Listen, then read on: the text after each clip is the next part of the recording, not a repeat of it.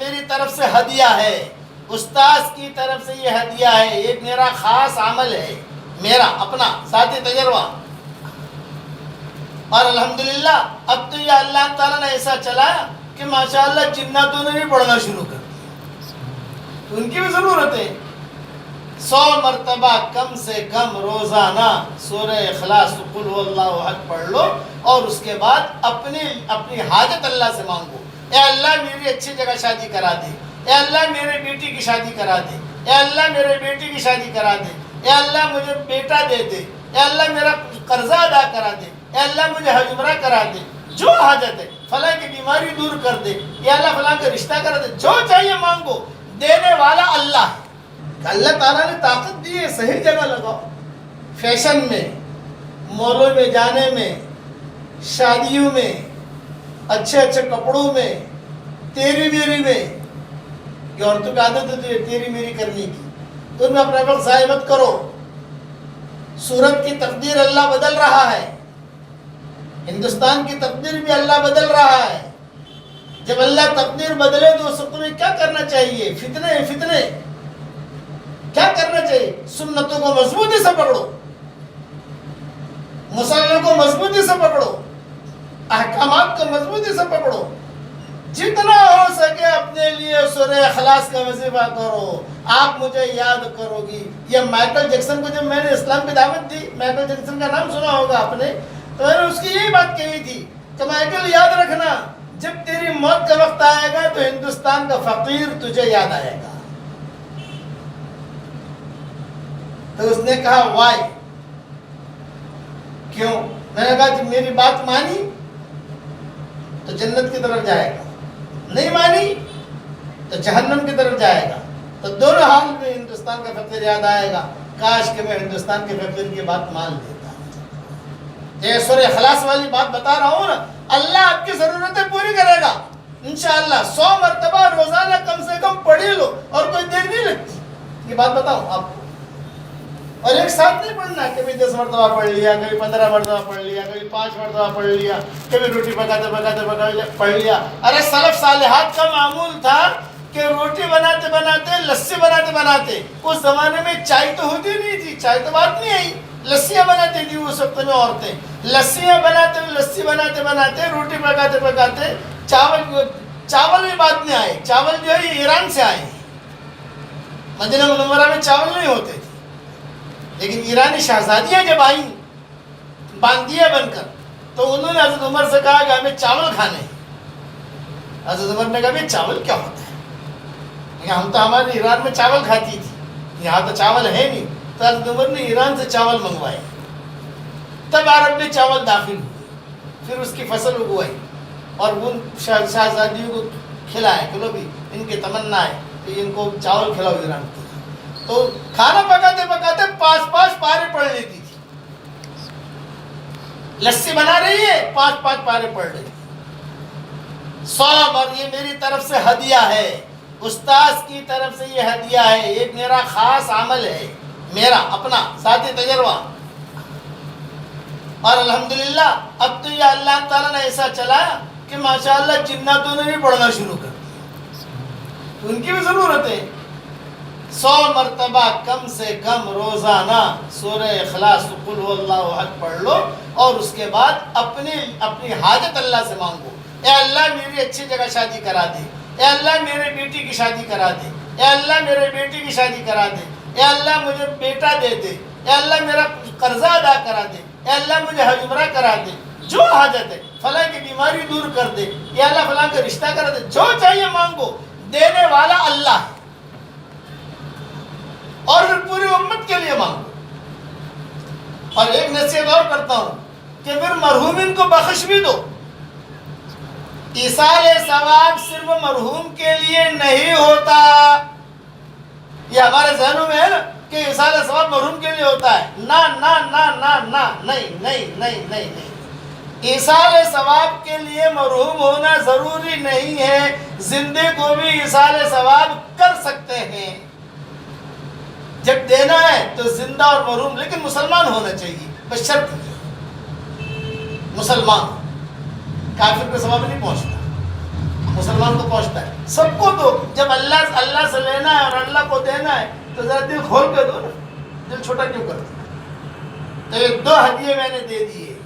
سلف صالحین سلف صالحات کا معمول تھا اپنے گھر میں تختے لگاتے تھے اور اس میں لکھتے تھے سورہ فاتحہ سے دوستی کر لو، سورہ اخلاص سے دوستی کر لو.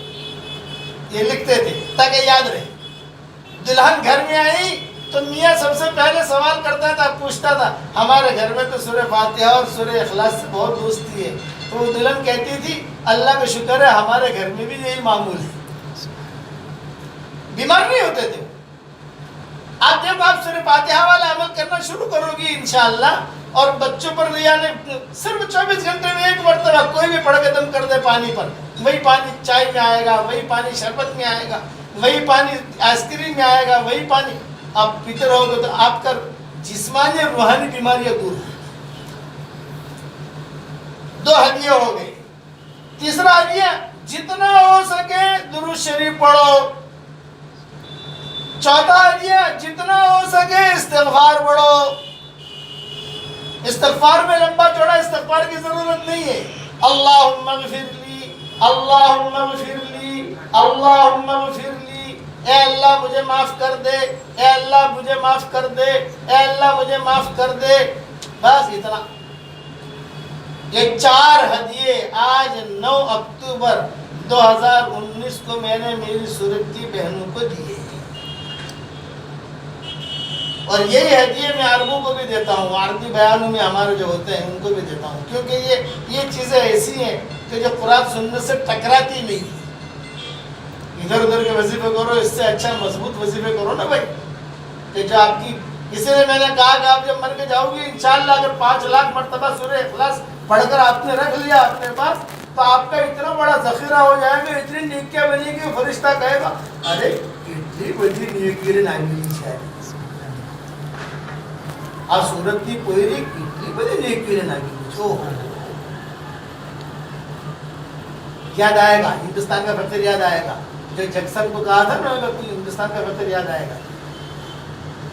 ابھی 2019 میں گیا تو بھی گیا تھا اس کے وہاں، وہ تو مر گیا لیکن اس کے سب جو بھی ہے میں مستقل گیا سفر کر کے ہالی ووڈ اپریل 2019 میں. ساتھی سے کہا مجھے لے جاؤ اس کے. اس لیے اس کے آپ جو ہے اس کا مطلب یہ نہیں ہے کہ مولانا نے بہت ساری بات بتائی بھی دی ابھی جیسے نا فرض دی چھٹی. یہ نہیں، فرائض تو فرائض ہے. نفلی عمل فرائض کا بدل نہیں ہو سکتا. فرائض یہ احکامات ہیں.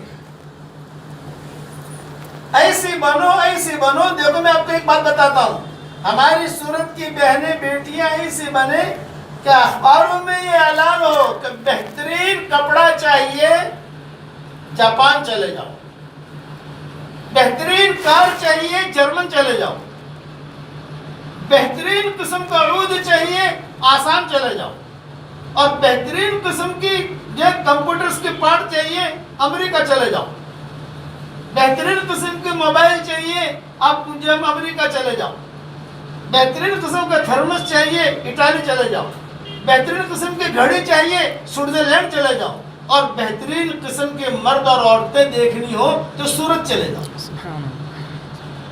ڈائمنڈ دیکھنے لوگ نہیں آئیں گے، تمہاری جو کبھی ملے ہیں نا کپڑوں کی وہ کوئی دیکھنے نہیں آئے گا، تمہیں دیکھنے آئے گا کہ بھئی سورت کی عورتیں بہت اچھی ہوتی ہیں، سورت کے مرد بہت اچھے ہوتے ہیں. ایسے دینداری والا ماحول بناؤ. اللہ آپ کو ایسا بنائے گا کہ آپ چلتے چلتے جہاں آنکھ اٹھا کر دیکھو گی اللہ وہاں بھی ہدایت کو پھیلا دے گا. یا آپ گروپے میں جا رہی ہو اور کسی نے آپ کو دیکھ لیا تو بھی اللہ اس کو ہدایت دے دے گا. اسی لیے اقبال کہا کرتے تھے ادھر ادھر کی بات نہ کر، مجھے یہ بتا کہ قافلہ کیوں لوٹا، مجھے رہزن سے گلا نہیں تیری رہبری کا سوال. کس کی جستجو آوارہ رکھتی ہے تجھے، کس کی جستجو آوارہ رکھتی ہے تجھے، راہ بھی تو، رہبر بھی تو، رہرو بھی تو، منزل بھی تو. سبق پھر پڑھ صداقت کا، شجاعت کا، عدالت کا، لیا جائے گا تجھ سے کام دنیا کی امامت کا. اللہ تجھے دنیا کا امام بنائے گا. زمانہ بڑے غور سے سن رہا تھا, زمانہ بڑے غور سے سن رہا تھا, ہم ہی سو گئے داستاں کہتے کہتے. مسلمان بھی سو گیا. مجھے ڈر ہے آج ہماری نمازوں کا کیا حال ہے, اللہ معاف فرمائے. ایک تو نمازیں ہوتی نہیں ہے. فجر کی نماز قضا, فجر کی نماز جو قضا کرے گی, حدیث شریف میں آتا ہے شیطان اس کے کان میں پیشاب کر جائے گا. اب بتاؤ, بچہ اگر ہمارے کپڑوں میں پیشاب کر جائے تو 3 مرتبہ دھونے سے پاک ہو جائے گا, لیکن شیطان نے اگر کان میں پیشاب کیا کیسے پاکی ہوگی؟ اور شیطان کا پیشاب سب سے زیادہ گندا, یہ روایتوں میں آتا ہے. اس لیے نمازوں کا اہتمام کرو, نماز دھیان سے پڑھو, خشوع خضوع سے پڑھو. اور ایک بات ذہن میں رکھنا, آپ اگر نماز نہیں پڑھتی ہو, نماز نہیں پڑھتے ہو, یہ مت سمجھنا کہ میں نہیں پڑھتا نا, اللہ آپ سے ملاقات کرنا پسند نہیں کرتا ہے. یہ دلیل ہے. اللہ آپ کو نہیں چاہتا. اللہ آپ سے اور ہم سے محبت کرتا ہے. اس کی کیا علامت ہے؟ 2 علامتیں. اللہ ہم سے محبت کرتا ہے. اللہ کو پوچھا اللہ آپ کو مجھ سے محبت ہے, اللہ دکھائی تو نہیں دے گا, اللہ جواب تو نہیں دے گا, لیکن 2 علامتیں ہیں. نمبر 1, نماز پڑھنے کی توفیق مل رہی ہے نہیں مل رہی. نمبر 2, قرآن شریف پڑھنے کی توفیق مل رہی ہے نہیں مل رہی. اگر قرآن پڑھنے کی توفیق مل رہی ہے اور نماز پڑھنے کی توفیق مل رہی ہے, سمجھ لو کہ اللہ ہم سے محبت کرتا ہے.